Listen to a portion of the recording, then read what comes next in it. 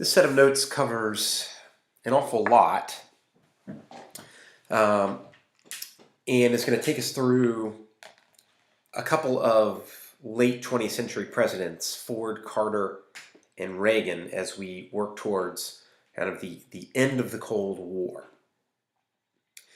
So we've just finished up talking about Richard Nixon and taking a look at the Watergate scandal and how that led to his resignation.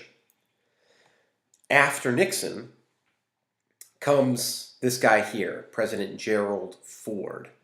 So some of his background, he had been an influential Republican congressman from Michigan.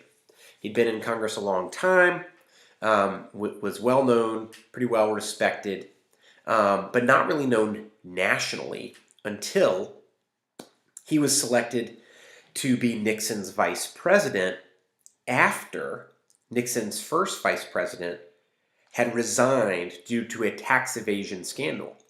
So Nixon's first vice president had a completely unrelated scandal than Watergate and had to resign.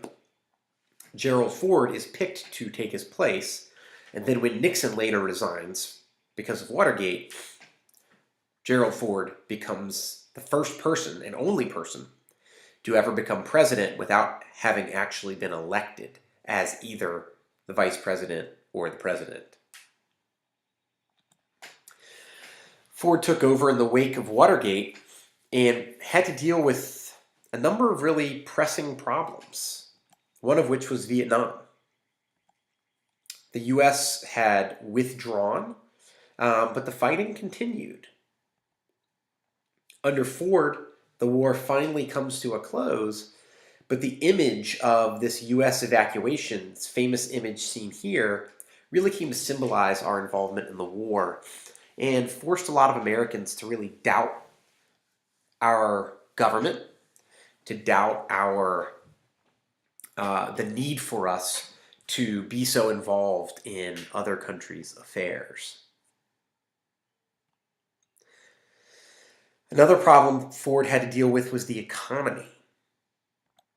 Inflation was a big concern. Prices kept going up, and that was made even worse because OPEC, the group of countries that produce and distribute oil, kept raising oil prices throughout the 1970s, which made it more expensive to make things, which pushed prices up even more. Ford led some efforts to try to tackle this problem, but was largely unsuccessful. The third big issue he was dealing with was the fallout from Richard Nixon. Rather unpopularly, President Ford issued a pardon to President Nixon, in his words, to try to help the nation move on, right? To kind of put it behind us and move forward. However, that looked a little bit dodgy, right? It almost looked sort of like a cover-up in some ways, and sort of showed that, well, people in positions of power, were above the law. And it very well may have cost Ford the 1976 election. When he ran for president in 76, it's a pretty close election, but he actually ends up losing to the challenger, Jimmy Carter. So Jimmy Carter, a little background on him. He served a term as governor of Georgia. Apart from being in Georgia, most people in America didn't really know much about him at the start of this campaign. He did have some governing experience, but wasn't really a national figure until he became the nominee. And the fact that he was seen as sort of this outsider was appealing to many Americans, right? We've sort of lost faith in our government through the Nixon scandal and through Vietnam. So the fact that he was sort of outside of the Washington power circle was seen as a good thing, but it ultimately ends up making it harder for him to work with Congress. Jimmy Carter's domestic policies. Here in the country, he really focused heavily on energy conservation and reducing our dependence on foreign oil. He wanted to try to find ways for us to not be so influenced by the price of oil. And he did have some success. He was able to get Congress to pass something called the National Energy Act, which provided tax credits if you invested in energy conservation measures. So that could be things like paying for insulation in your house, or installing solar panels, things like that. However, there is another oil crisis in 1979, and that causes gasoline shortages nationwide, sparking tension and sometimes even violence as people sat in long lines at gas stations, sometimes for hours, only to find out that they ran out of gas. Motorists were fighting each other. Not a very good scene. On the foreign policy side of things, Jimmy Carter focused his efforts on human rights and fair treatment of foreign countries. He really took a step back from President Nixon's foreign policies and said, okay, I want to be focused on making sure that we're not supporting people who are violating human rights. He wasn't 100% successful there, but that was really his focus. His biggest success was the Camp David Accords. And that was a peace agreement, the signing of which you see in the picture here, between Israel and Egypt.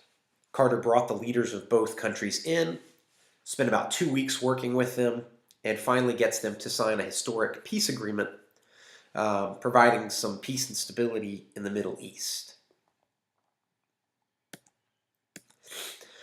However, not everything went well in terms of foreign policies. The USSR invaded Afghanistan in 1979. Carter strongly condemned that action. It actually ended up leading to a back-and-forth boycott of the Olympics from both countries. We boycotted when it was held there. They boycotted when it was held here. And many saw President Carter's response to the Iran hostage crisis as pretty weak and pretty ineffective. Iranian citizens had stormed the U.S. embassy and taken a number of Americans hostage. Carter did not respond forcefully. It was ultimately unsuccessful in securing their release. He did attempt a rescue operation which failed, and a lot of people felt that he didn't really show a strong leadership in dealing with that crisis. In fact, the Iranians keep the Americans hostage through the end of the Carter presidency and don't release those hostages until President Ronald Reagan takes over. So in 1980, Ronald Reagan runs against Jimmy Carter successfully, unseats Jimmy Carter. Reagan's background, for one, he was known as an actor. Obviously, that didn't really contribute to his political skills, but people knew who he was. Politically, he did have experience. He served 2 terms as the governor of California. Ronald Reagan marks a decided shift towards more conservative policies when he's in office. Domestically, like many conservatives, he believed in a smaller national government. One way he backed that up was by giving block grants to states. He would provide money to states simply to use as they wished. He said, here's some federal money. You use it on whatever you feel you most need to use it for. Another example of this smaller government policy was rolling back environmental and business regulations to try to encourage businesses to be more proactive and more growth-minded. He rolls some of these regulations back. He also got Congress to cut federal taxes by 25%, while also greatly increasing our defense spending. And while this did lead to a bump in the economy, it also greatly increased the national debt. In terms of foreign policies, Ronald Reagan was seen as a strong anti-communist. And his anti-communist beliefs led to what was called the Reagan Doctrine, which basically said, the U.S. is going to openly support anti-communist movements around the world. Under this policy, the U.S. threw support to anti-communist fighters in places like Nicaragua and El Salvador, and in a massive mismatch of military might, we actually sent U.S. forces to overthrow a communist government in a small Caribbean country called Grenada.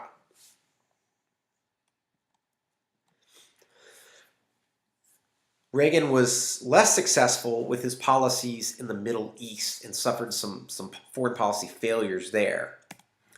U.S. forces were attacked twice in Lebanon.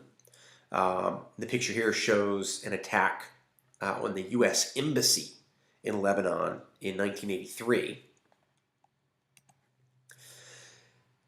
Reagan and his administration also ended up in a scandal because the U.S. was caught illegally selling arms to Iran and then using the money they made to pay for an anti-communist rebellion in Nicaragua. Both parts of that were against the law. And when word of that got out, it really hurt his popularity. Turned out that he didn't really know that much about what was happening. So he ends up recovering from that scandal, but his popularity did take a blow. Finally, under Ronald Reagan, there was a significant increase in military spending. We ended up spending a lot more on missile defense, things like that, and it forced the Soviets to also try to spend a lot of money to keep up with us. And that was largely money that they really didn't have. Despite his anti-communist stance, Reagan actually ends up developing a pretty close relationship with the guy you see sitting with him here, Soviet leader Mikhail Gorbachev. And that personal friendship that develops between the two of them ends up resulting in something called the INF Treaty. It stands for Intermediate Range Nuclear Forces. Basically, a treaty agreement between the two countries to destroy a large number of nuclear missiles. So under Reagan, there's definitely a shift to the right, and those policies get us closer to ultimately the end of the Cold War.